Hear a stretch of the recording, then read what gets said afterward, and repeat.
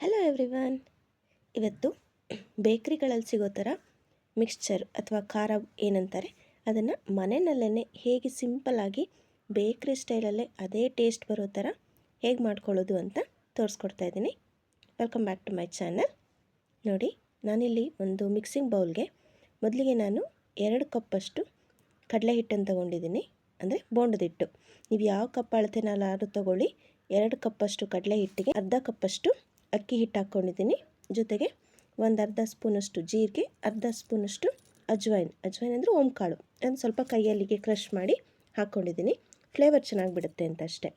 1 tea ಸ್ಪೂನಷ್ಟು ಅರಿಶಿನ, 1 ಸ್ಪೂನಷ್ಟು ಅಚ್ಕಾರದ ಪುಡಿ, ರುಚಿಗೆ ಉಪ್ಪು, ಮತ್ತು ನಾನಿಲ್ಲಿ 2 ಸ್ಪೂನಷ್ಟು ಎಣ್ಣೆನ ಕಾಯಿಸಿ ಹಾಕ್ಕೊಂಡಿದ್ದೀನಿ ಬಿಸಿ ಮಾಡಿ.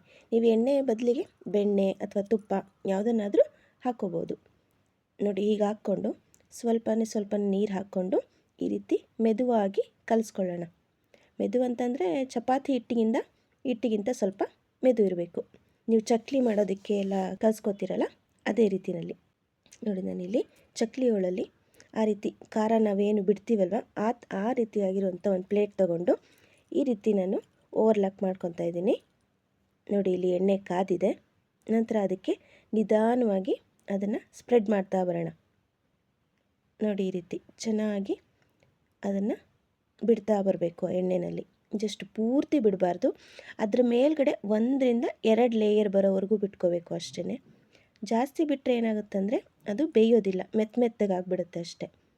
ನೋಡಿ, ಇಷ್ಟು ಆ ನೊರೆ ಥರ ಏನು ಬರ್ತಿದೆ ನೋಡಿ, ಅದೆಲ್ಲ ಸ್ವಲ್ಪ ಹೋಗಬೇಕು, ಅಲ್ಲಿ ಚೆನ್ನಾಗಿ ಕುಕ್ಕಾಗಿದೆ ಅಂತ. ನೋಡಿ, ಈಗ ಹೋಗಿದೆ. ಅದನ್ನು ಇವಾಗ ಮತ್ತೆ ಇನ್ನೊಂದು ಸೈಡಿಗೆ ಹಾಕ್ಕೊಳ್ಳೋಣ.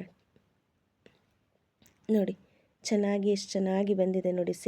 ಸೇವ್ ಏನು ತೊಗೊತೀವಿ ನಾವು ಬೇಕ್ರಿಗಳಲ್ಲಿ ಅದೇ ರೀತಿಯಲ್ಲಿ ಕ್ರಿಸ್ಪಾಗಿ ಬರುತ್ತೆ, ತುಂಬ ಟೇಸ್ಟಿಯಾಗಿರುತ್ತೆ. ಆ ಉಪ್ಪು ಖಾರ ಎಲ್ಲನೂ ಸಮ ಪ್ರಮಾಣದಲ್ಲಿ ಟೇಸ್ಟಿಯಾಗಿ ಬಂದಿರುತ್ತೆ ನೋಡಿ. ಹೀಗೇ ಉಳಿದಿರೋವಂಥದ್ದನ್ನು 1ರಿಂದ 2 ಲೇಯರಲ್ಲಿ ಈ ರೀತಿ ಹಾಕ್ಕೊಂಡು ಮಾಮೂಲಿ ನಾನು ಹೇಳಿದಾಗೆ ಆ ನೊರೆ ಎಲ್ಲ ಹೋಗೋವರೆಗೂ ಸ್ವಲ್ಪ ನೋಡಿಕೊಂಡು ಬೇಯಿಸ್ಕೊಂಡು ಫ್ಲಿಪ್ ಮಾಡಿ ಮತ್ತೆ ಬೇಯಿಸ್ಕೊಂಡು ತೆಗೆದಿಟ್ಕೊಂಡ್ರೆ ಸಾಕು.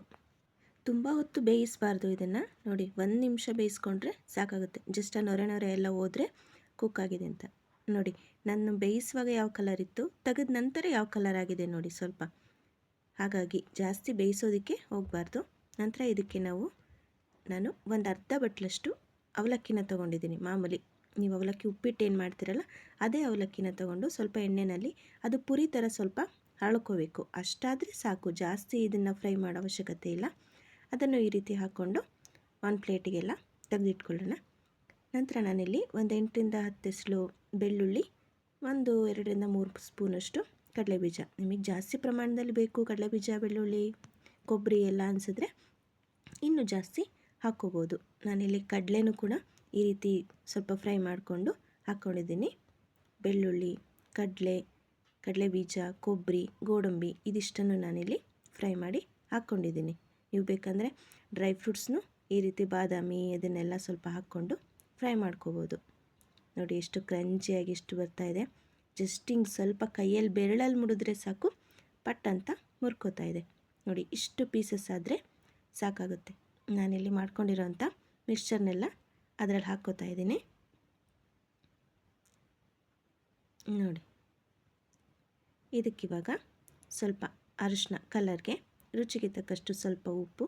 ನಾವು ಆಲ್ರೆಡಿ ಕಡಲೆ ಹಿಟ್ಟಿಗೆ ಹಾಕಿರ್ತೀವಿ ಮೇಲ್ಗಡೆ. ಈಗ ನಾವೇನೇನು ಎಣ್ಣೆಲಿ ಫ್ರೈ ಮಾಡಿದ್ವಲ್ಲ ಅದಕ್ಕೆ ಸ್ವಲ್ಪ ಕೋಟ್ ಆಗಬೇಕು ಅಂತ ಅಷ್ಟೇ. ನಂತರ 1 ಸ್ಪೂನಷ್ಟು ಖಾರದ ಪುಡಿ, ಇದಿಷ್ಟನ್ನು ಹಾಕ್ಕೊಂಡು ಚೆನ್ನಾಗಿ ಎಲ್ಲದನ್ನು ಮಿಕ್ಸ್ ಮಾಡ್ಕೊಳ್ಳೋಣ.